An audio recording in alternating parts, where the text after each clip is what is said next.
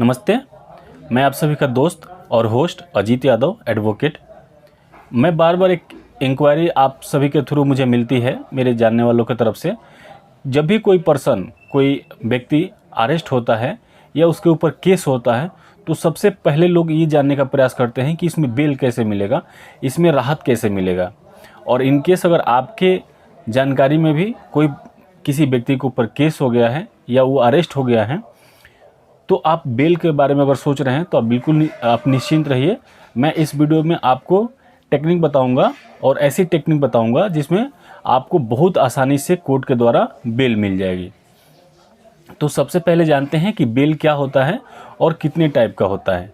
तो बेल का मतलब होता है कि आपको कोर्ट की तरफ से आपको राहत मिल जाए, यानी कि आप अगर जेल में हैं तो जेल से आप बाहर आ जाए, या अगर आप एंटीसिपेटरी में हैं तो आपको पहले बेल मिल जाए। बेल का मतलब होता है जमानत। तो बेल के 3 स्टेजेज होते हैं। एक होता है रेगुलर बेल, एक होता है एंट्रीम बेल और एक होता है एंटीसिपेटरी बेल। रेगुलर बेल वो होता है जिसमें व्यक्ति अरेस्ट हुआ है और जेल से उसको बेल मिलता है तो वो बाहर आता है। और एक होता है एंट्रीम बेल। एंट्रीम बेल मतलब कुछ दिनों के लिए राहत मिलती है और आदमी अगर जेल में है तो उसको वहाँ से कुछ दिनों के लिए वो जेल से बाहर रहता है। एक होता है एंटीसिपेटरी बेल।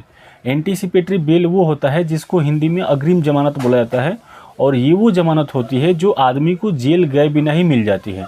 यानी कि अगर आपके ऊपर FIR दर्ज हुआ और अगर आपने कोर्ट से एंटीसिपेटरी बेल ले लिया तो पुलिस आपको अरेस्ट नहीं करेगी। आपका जो लोकल पुलिस स्टेशन होगा, वो थाना होगा, वो आपको अरेस्ट नहीं करेगा, बल्कि आपको कोर्ट से अगर बेल मिल गई है तो उसकी कॉपी आप थाने में सप्लाई कर देंगे, जमा कर देंगे, तो आपको पुलिस अरेस्ट नहीं करेगी। तो ये 3 मेजर बेल होते हैं जो हमारे क्रिमिनल लॉ में प्रयोग होते हैं।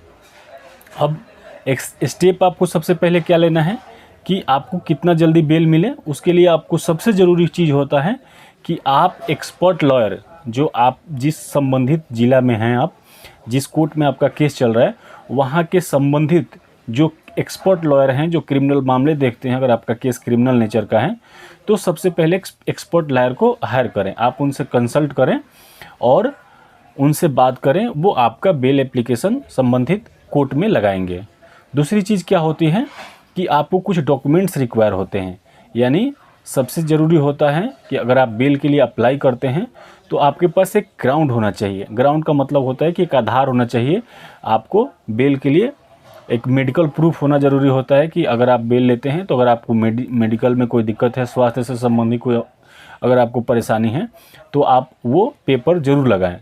उसके बाद आपको ज़रूरत होती है एक श्योरिटी की। श्योरिटी मतलब होता है जमानती।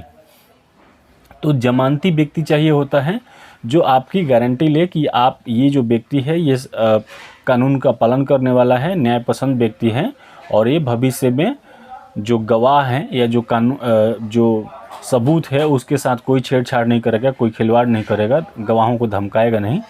साथ में आइडेंटिफिकेशन प्रूफ, आपका जो एक्यूज पर्सन है उसका और जो उसका बेलर होता है, जो जमानती व्यक्ति होता है, उनके जमानती के भी पेपर आपको सही समय पर रिक्वायर होता है। साथ में आपको FIR की कॉपी सबसे पहले निकलवा लेनी होती है। जब भी आपको FIR होता है तो FIR की कॉपी आपको संबंधित कोर्ट से मिल जाती है, वो निकलवा लेनी होती है और अपने क्रिमिनल लॉयर से कंसल्ट करना होता है। बेल का प्रोसेस बहुत इजी होता है, और अगर क्रिमिनल नेचर के केस में भी अगर आपको अरेस्ट होते हैं या कोई केस आपके ऊपर दर्ज होता है, आप बिल्कुल घबराएं नहीं। मेरा नंबर गिवन है, आप यहाँ पे मेरा नंबर दिया गया है, आप कभी भी मेरे नंबर पे कॉल या मैसेज करके आप जानकारी ले सकते हैं। और 2 चीज़ मैं आपको बताना चाहूँगा कि 2 मीथ होता है। मीथ मतलब एक गलत तथ्य आदमी के दिमाग में चलता है आम लोगों के, कि जब भी बेल पे बहस होती है या बेल पे जब कोर्ट में सुनवाई होती है जज साहब के सामने, तो जो एक्यूज पर्सन होता है उसका रहना ज़रूरी होता है। ये बात बिल्कुल गलत है। जब भी बेल पे सुनवाई होती है तो जो एक्यूज पर्सन है, अरेस्टेड पर्सन है, उसका रहना वहाँ पे ज़रूरी नहीं होता है। उसके बिहाफ पे जो आपके लॉयर होंगे तो वो वहाँ पे आपके पक्ष को रखते हैं, आपकी बातों को रखते हैं। दूसरा मिथ ये है कि बेल को कुछ लोग केस को ख़त्म होना मान लेते हैं, जबकि वो केस ख़त्म होना नहीं होता है। वो सिर्फ आपको आपके व्यक्तिगत स्वास्थ्य और सामाजिक या आपके मानवीय मौलिक अधिकारों को ध्यान में रख के आपको कुछ दिन के लिए ज़मानत मिलती है, जो कि कोर्ट आपको जो कोर्ट के नज़र में सही होता है, जितने दिन के लिए सही होता है उस तरीके का कोर्ट आपको बेल दे देता है। तो बेल मिलना केस ख़त्म होने की गारंटी नहीं है, इस बात को हमेशा ध्यान रखें। और आप सभी का बहुत बहुत धन्यवाद, आप लोगों ने इस वीडियो को लास्ट तक देखा। और भी आपकी कोई इंक्वायरी है तो आप हमें कॉल या मैसेज के द्वारा या कमेंट बॉक्स में हमसे पूछ सकते हैं। मैं प्रयास करूंगा कि जल्द से जल्द आपके सवालों का जवाब दे सकूं।